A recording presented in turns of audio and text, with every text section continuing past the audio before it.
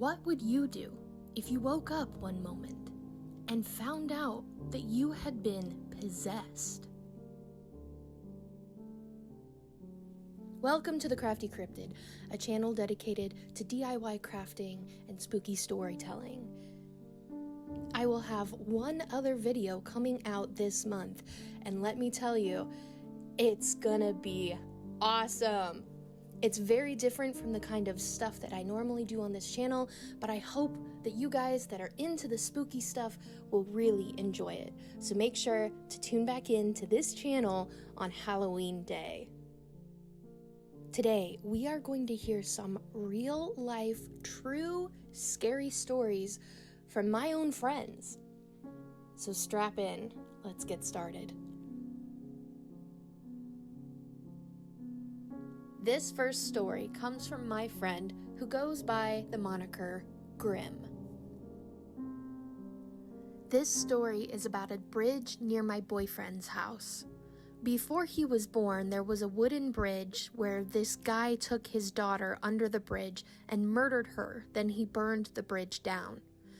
So we decided to go a year ago, just because we wanted to do spooky shit, because why not? It was me and Axel and his two friends. Right from the start, I had an uneasy feeling about this place and stayed close to my boyfriend. One of the friends, friend 1, was sitting on the dirt road, while the other friend, friend 2, was by the edge saying she wanted to go to this small patch of land under the bridge and take photos. Right away, we told her no, and to get away from the edge and not to take photos. It started to get late, and friend 1 tells us the little girl is here and sitting by them. I kept hearing movement near me, and my boyfriend Axel started to get really worried, and my chest was feeling uneasy. Mind you, this is a one-way in, one-way out type of dirt road. I kept hearing a car, and there were no cars. As the sounds started getting closer, we took that as our cue to leave. But as we were walking back to the car, I kept hearing movement that sounded like someone was following us. As soon as we got near the car, I heard a little girl screaming. I did my best not to pay attention to it, and once we got away, friend 2 looked at her phone, and she had photos on it. She had no memory of taking the photos at all. So we stop at a gas station to make sense of what happened and go in and get a drink and stuff, but friend 2 is acting off and not herself at all. So once we got to the car, friend 1 did a cleansing, and friend 2 got really sick. And I swear to this day, I saw a blue ball of light shoot out of her and fly out of the car after she got sick.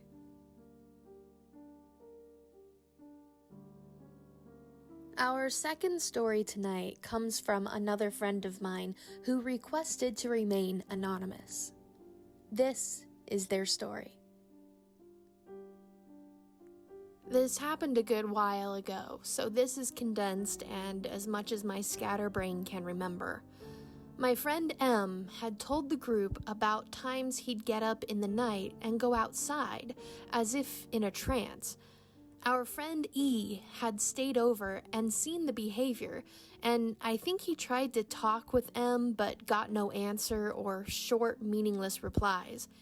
M also said that he could feel and sometimes see a presence in his room. Me, being the magic practitioner, I was curious about it, but nothing really came of it for a while. During a sleepover at M's house, it was him, myself, and friends E, J, B, and S, as far as I can remember. We were up late goofing around, and M had passed out early as he often did. Then he got up and started wandering. We kept an eye on him to make sure he didn't hurt himself, me leading the pack with my heart thumping super hard and my legs shaking. We prevented him from going outside or into this tiny storage area. Either way, he wanted out. When he turned around and looked at me standing there, I could tell it wasn't M. He got the most scared look on his face, pointed at me, and fearfully asked, What is that?" I can't remember how we coerced him back into his room, but we did. E, S, and I sat him down to talk. The spirit didn't like me and didn't want to talk directly to me, so it mainly talked to E, but it let me and S monitor the exchange. Turns out, the spirit had been attached to M's room for a few years due to a jealous ex-friend of M's who didn't close a makeshift Ouija board properly. The ex-friend may have tried to curse M too, I can't remember. I came to the conclusion that it was more or less a fragment of human emotion or teen angst that had attached itself to the room. We kept chatting with the spirit, which was like talking with an edgy middle schooler, and asking it about spirit shit, what can it see, can we have our friend back, etc. I remember comforting S because he was nervous and afraid for M. I asked what it saw when we were all downstairs and pointed at me all scared and stuff. It told me that on my right-hand side, I'm apparently followed by a yellow-white glowing thing, and the spirit was disgusted by the positivity it gave off. It also talked about the spirit in the nearby bedroom, which was M's dad, who did not like the spirit haunting M. The spirit gradually became annoyed with us, though it did crack a smile at a fart, that was funny. So eventually it was so sick of us that we convinced it to go to bed to get M back. It went to bed, and everyone was shell-shocked for a while. Finally, M woke up and Jay tackle-hugged him and we told him about the happenings. Later on, I did a cleanse and protection spell for M to keep the spirit at bay, and it worked successfully. M moved out of that house, so it may still be haunted. This last story comes from my friend Kyle, who explains an experience that he had as a young child when he was at church camp. My church and I had been on mission trips before. It was mostly heading out of state to preach to well-known poor neighborhoods throughout America, to preach the word of God to those whom may never have heard of it. I didn't really get to join in on these as I was just a little too young to join the youth group. This changed when I got into the 8th grade and we went to somewhere in Georgia to preach to some families where there wasn't a church for a few miles or something like that, and yet my youth group was found wanting. We really wanted to make a difference and help out somewhere, boots on the ground and in the front lines of some spiritual warfare that we hadn't seen yet. So our pastor, let's just call him John, begins to look online for summer Bible camps in places like native reservations. A couple of weeks later, and he finds a place fitting the bill in northern Wisconsin. The camp had been run for decades at that point. Some of the people helping at the camp were once former campers. The first week we were supposed to go was late in the summer of 2015. Having already been to a mission trip that year, I wanted to stay home and play video games. So that's what my brother and I did at my grandparents' while the rest of my family went. When they came back, we heard how bad the conditions were up there. This, as a child, honestly scared me, and I said I didn't want to go next year, but I was told I had no choice. Mostly because next year no one would have been able to watch me for a whole week. So the next year rolls around and the dreaded week arrives. I was told we would only have kids for 4 days and the other 2 days of the week would be used to set up and take down the camp, with the final being allotted for travel time. So I take to setting up what I can, and everyone begins falling into predetermined assigned roles.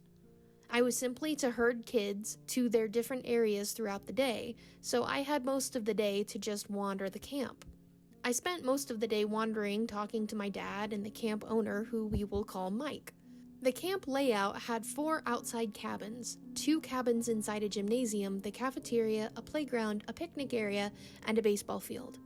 Mike said the most they ever worried about was the occasional bear, and when one was spotted, everyone was to calmly and quietly file into the gym where there was dead latch, steel doors, and then into a cabin room that was within the gym.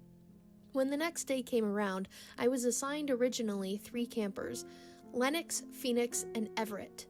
But for Everett, their parents changed their minds and picked them up shortly after. Most Native parents already tell their kids don't trust anything the white man says, and more so use the Bible camp as a way to get rid of their kids for 4 days. This first day, our very first problem appeared. A parent without writing any contract information dropped off their kid with a used condom blown up like a balloon. We quickly disposed of it and went on our way. As things settled in the morning, we gathered in the gym and had our introduction. The rest of the day was just the kids asking really hard questions about the Bible, trying to poke holes in it, and mostly just them playing whatever and making new friends. Then we had our counselor meeting, and things went off without a hitch. When we returned to the cabin, I went back to my bunk, the one against the far wall, top bunk.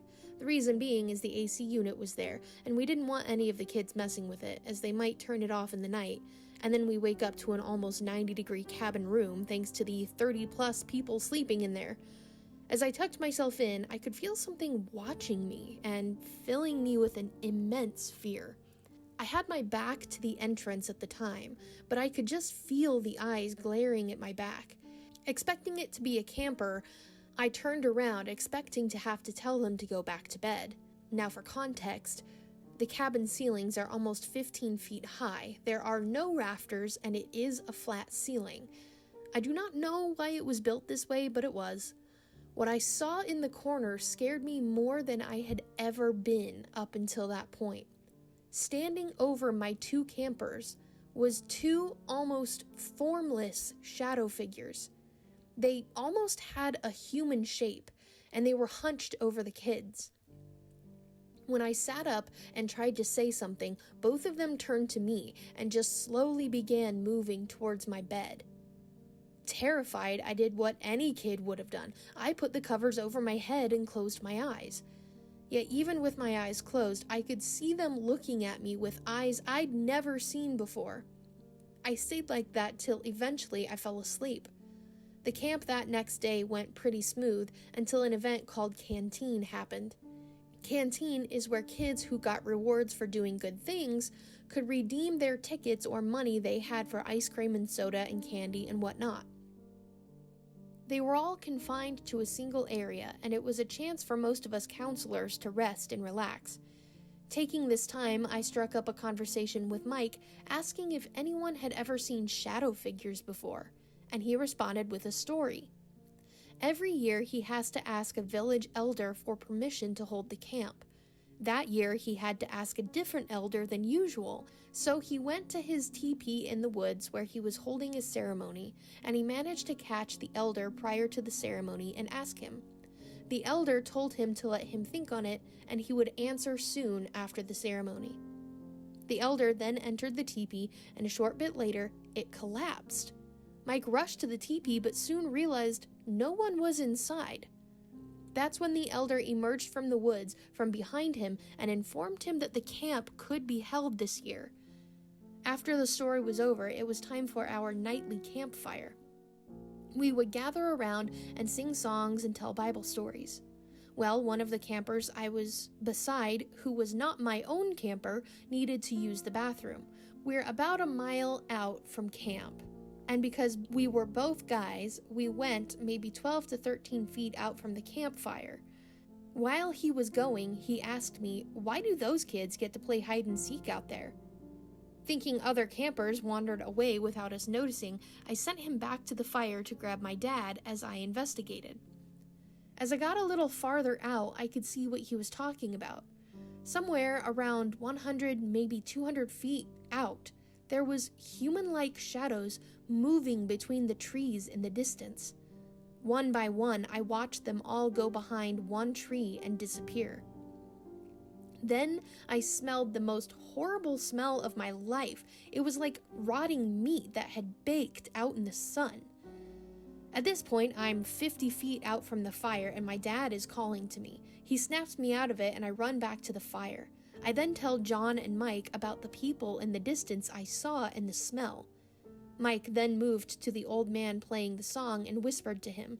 Shortly after, one of his guitar strings snapped, and so we ended that night on a quick prayer, and we all went back to the cabins.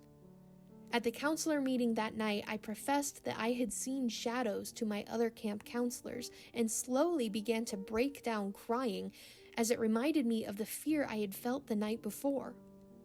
Everyone gave me words of advice and prayed over me, yet that night it was all for naught. I once more felt the eyes glaring and fear filling my spine with dread. In a moment of stupid bravery to say a prayer, I rolled around. Instead of 2 shadows next to my bed, there were 3. All of them were at the door as if to say there was no escape. Soon their bodies began to twist and stretch as their top halves moved across the ceiling to above me, and once more I hid, and this time I cried from the fear. I did this until I passed out that night. The next day came, and while doing morning cabin cleaning, it was my turn for a final inspection before the cabin inspector came. Thinking I would be fine, I started at the door and slowly made my way through the cabin. When I finally got to the back wall in the corner of my eye, I saw a shadow move. Looking to where it could have been cast from, I saw no one there. This would repeat for almost the whole day. When the counselor meeting happened that night, I told them about what happened the night before, and they offered some more words of advice, and at this point, a couple of the counselors began to question if I was really seeing things or if it was my imagination. I, of course, protested my innocence, but those who thought I was lying were not swayed, and that night I returned to my cabin. Only one was there.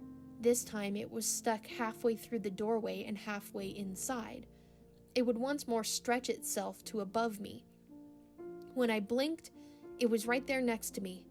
Then it kept walking through me, filling me with a fear that I have not felt since.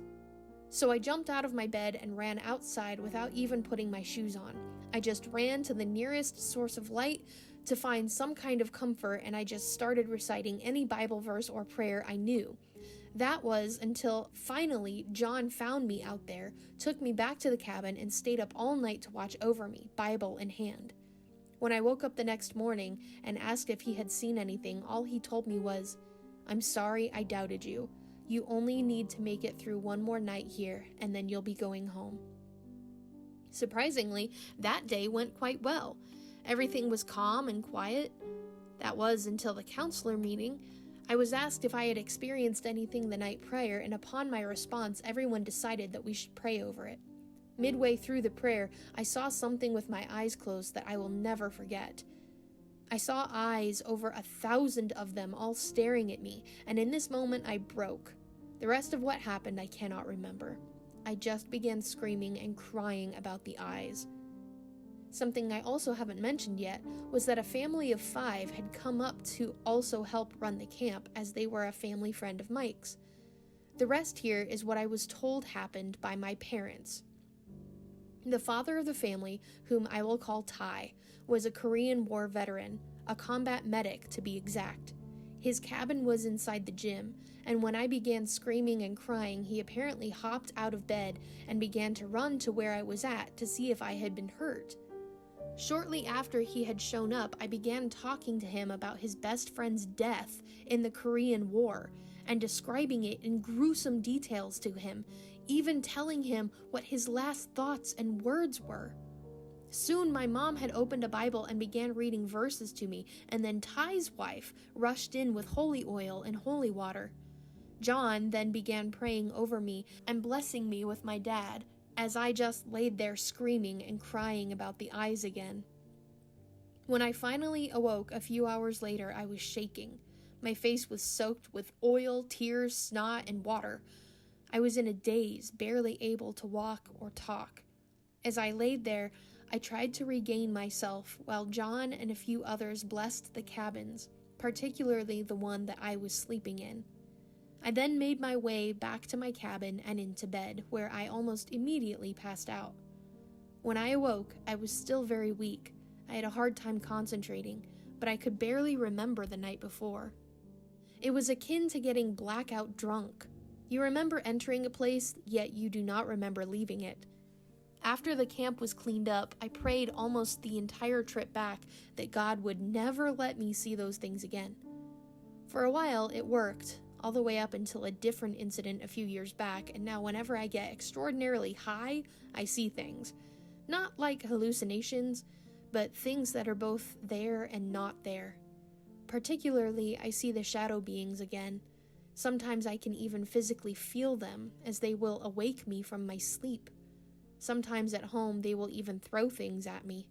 I have tried everything from exorcisms to juju rituals to what some would call witchcraft, yet they still show up, and my prayers still go unanswered.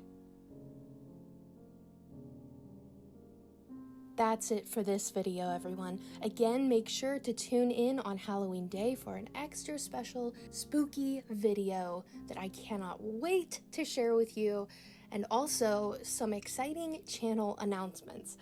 Thank you so much for supporting the Crafty Cryptid over the last few years, and I look forward to the changes coming soon that are just gonna make this channel awesome.